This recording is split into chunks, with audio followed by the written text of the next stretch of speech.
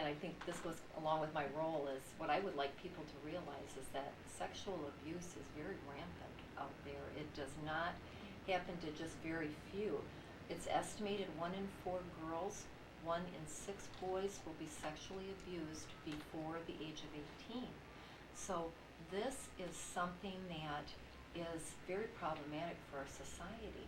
And I really would challenge and hope that each of you take some time to really get educated on this issue and continue doing what you need to do to see that it is prevented as much as we can. Be aware, get the information. We need to really put a stop to this epidemic. It is out there, it's rampant.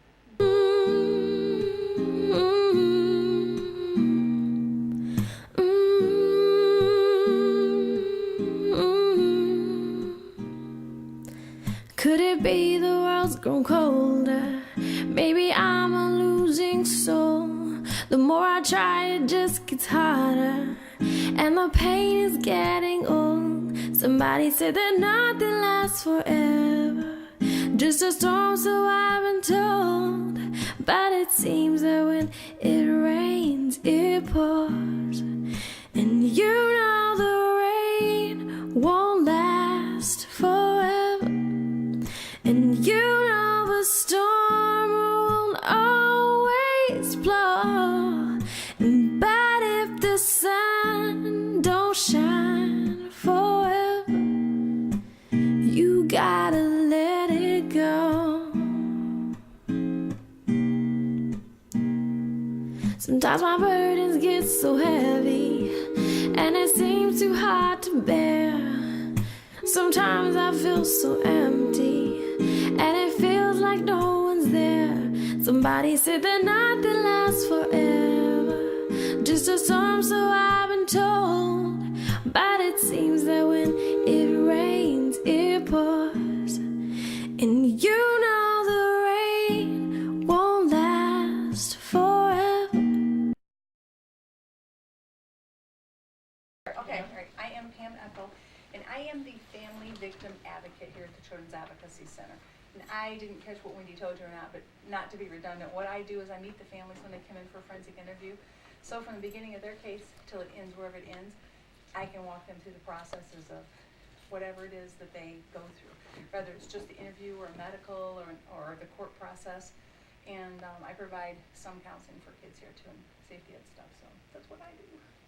Hi, my name's Sarah Miller. I'm a crisis counselor here. So that means I do counseling with children and families who have experienced sexual abuse or other traumas. And I'm Jake Neff, and I also do the same work, so I'm a crisis counselor.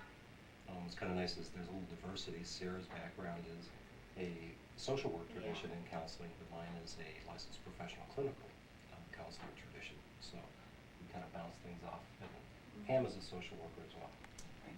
Just one of them.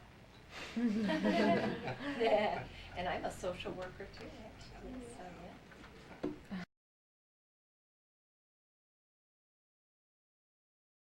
We record all the interviews, and if we get a disclosure, then our advocate will work with law enforcement and children's services to kind of see where is the case going, do we have enough. We also do medical exams here. We have a special pediatrician who specializes in sexual abuse, and he will examine the kids here Wednesday mornings. And then he will go to court if there's findings. But again, in many cases, there are no physical findings with sexual abuse. But then after they come here for the interview, we let them know what services we can offer the family and the child. So we can help that child heal and help the family learn how to help that child heal from that victimization and that traumatic experience. So we work with the child with many different ways. It just depends on what's going to work with that individual. So we might use art therapy, sand tray therapy, talking therapy. We will go through and we have tools and techniques that we use to help that child heal the trauma. And then we do a lot of education with the caregiver and help them understand what the child's going through. Why is the child waking up in the middle of the night wanting to come into bed and because they're afraid or they're having nightmares?